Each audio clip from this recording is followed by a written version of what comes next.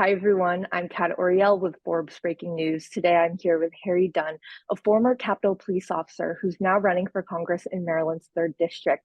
Harry, thank you so much for joining me today. Thanks for taking the time. I appreciate you. Of course. So, I want to start off with your background. I'm very curious about your background. Why did you want to become a Capitol Police officer? I believe 15 years ago is when you joined the force, right? Yeah. Well, a little over 15 years, but my father was in the Air Force. He's an Air Force veteran, and I think as a child I had this just instillment to just want to just do what's right, like public service. And also like as a young kid, people ask, what do you want? I want to be a policeman when I grow up, kind of like the childhood innocence kind of thing, because it's cool, but that kind of like stuck with me. Here I am. So, you mentioned public service, but did you ever see yourself getting into politics? What inspired you to join this race? What better extension of public service, than running for Congress? Your Congress people are supposed to be public servants.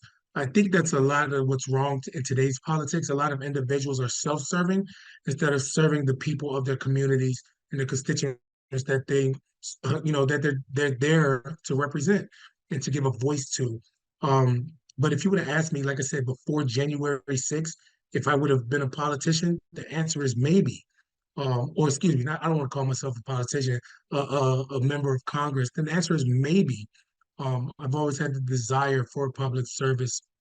And, being at the Capitol for the last 15 plus years of my life and seeing over thousands of protests, demonstrations, issues that individuals across the country bring to their members, grievances that they have, it makes you pay attention a little more to what's going on. And I want to be that vessel, that voice for the people of Maryland's 3rd District to give them a voice in the halls of Congress.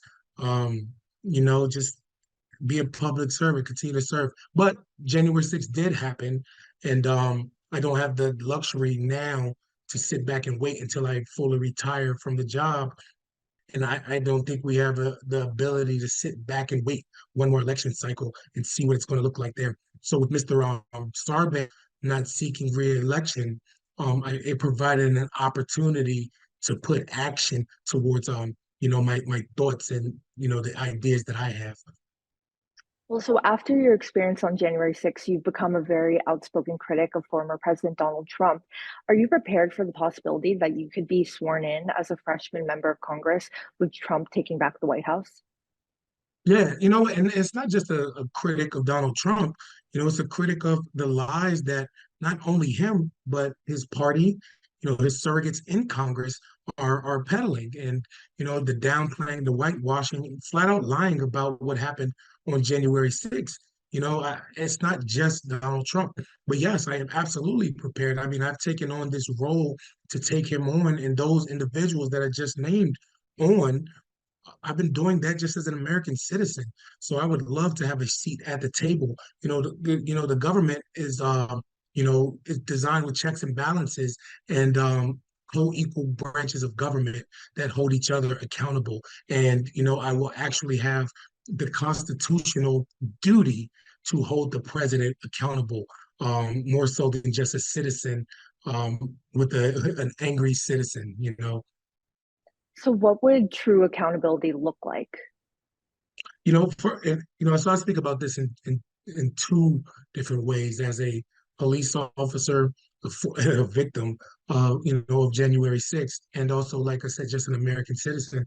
But I think the simple answer is accountability is a deterrent to make sure individuals don't do it again.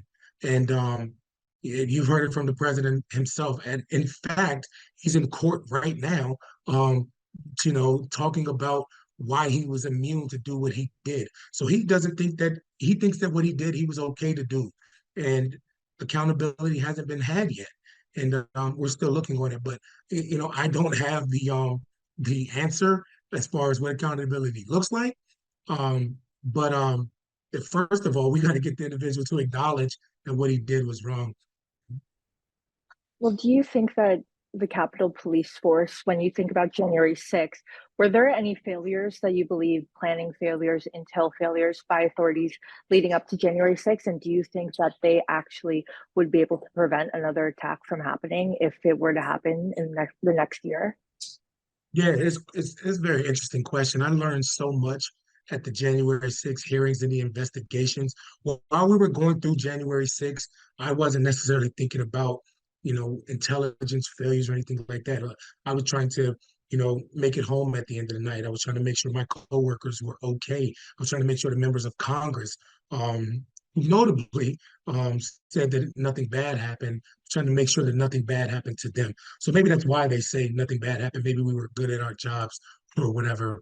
But with the failures, sure, it was clear somebody dropped the ball.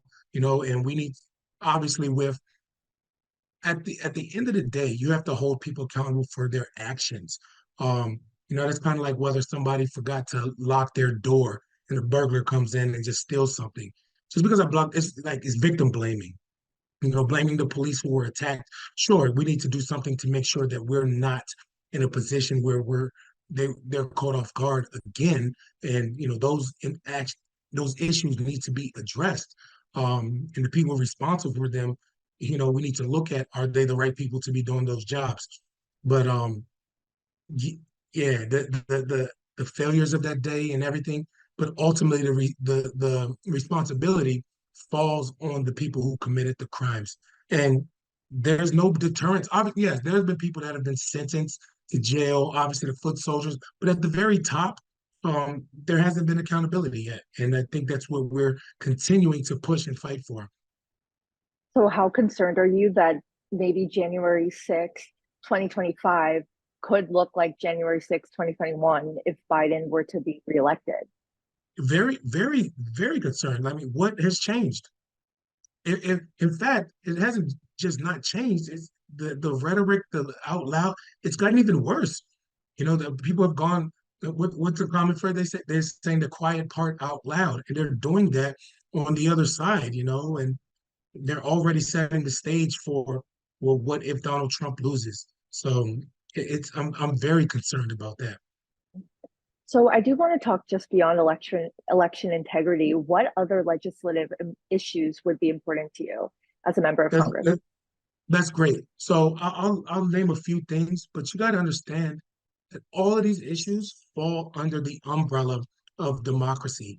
Because, if democracy fails or, we have a dictator, which Trump has said that he would be if elected. Now, he said only for a day, and then he went back and said he was joking, but I don't think we cannot take this individual serious. You have to take what he says seriously. And if we don't, it'll be our own fault. But, I align with democratic principles, generally speaking. I do think the woman's right, reproductive health, that needs to be between the doctor and the patient. Period. Like we have no legislators have no business in the doctor's office. Obviously, common sense gun reform, securing voting rights, lowering healthcare costs. People talk about inflation. It's coming down, on the scales and by all metrics, but people are still feeling the hurt in their wallets, and we need to find a way to get more money in their pockets. So those are some of the issues that I definitely agree with. Voting rights, expanding and securing those. It shouldn't be as difficult it is. It's easier to buy a gun than for somebody to go out and vote. And that doesn't make any sense. So I just want to bring a common sense approach to Congress, which it seems, as crazy as it seems like it's non-existent there.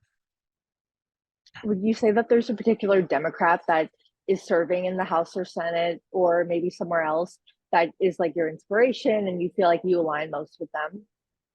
I won't necessarily say inspiration as far as like running and things like that, but I just get it. There's too many to name. Like, the members of the January 6th committee are some of the first people that come to mind, and even ideology. We disagree on ideologies. Um, but even some of the Republican members there that just had the ability to stand up and put their country over their party, and over their personal self, that was inspiring. And I disagree with a lot of them on their policies and stuff like that, but that's the type of things that's inspiring. Um, think of something bigger than yourself. Obviously, I love Jamie Raskin. He's one of the, one of the smartest members it appears to be in that body. And I just love that everything that he's done, everything that he stood up for. Um, but there are too many just to rattle down a list of people that I respect for multiple reasons. And I think that would be great. I look forward to learning from all of them and staking my own identity as a congressman.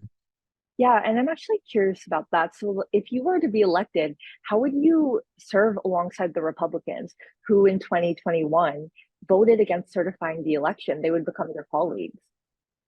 The same way that I protected him for the last 3 years. Voting against the certification of the election is something they have the right to do.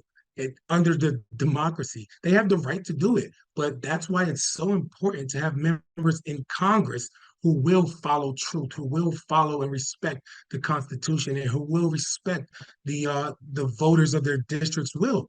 And it's important to have those the truth out there. You know, they have the right to do it, whether I agree with it or not. It's not illegal to vote against the certification of the election, but it's morally wrong to have that vote based upon lies that you knew were false. And I think that's what I'm fighting out there uh, to put a stop to. I do also want to ask about the financial viability of your campaign, just because it is already a very crowded primary. And as someone who's never held elected office, you're running against people who are in the Maryland State Senate and delegates who Yeah. are running to fill this seat. So, what makes you a better candidate than the other ones running? Those candidates that are in the field, great candidates. We all are fighting for the same thing. But I think this moment right now that we're in, it requires an individual like myself who has, for the past 3 years, and with figuratively speak, literally, metaphorically speaking, one arm tied behind my back with the limitations of what I can say and what I can't do. But for this moment right now, I've shown that I've been willing to stand up to Donald Trump, to push back against the lies while protecting the integrity of democracy against individuals who have said things about me, about my coworkers, about that day of January 6th, that one are completely lies, and two that just are flat out insults to what those brave men and women went through today, especially on Law Enforcement Appreciation Day today. That ties into my last question. Going back to issues that, Democrats especially are fighting for, I wanted to talk about mental health really quickly. So Yes, I'm yes, curious, yes. how have you managed your PTSD and the toll that January 6th, 2021 took on you? I'm glad that you brought that up, and I would love to talk even more in depth about mental health because that's one of the things I've been pounding the pavement about.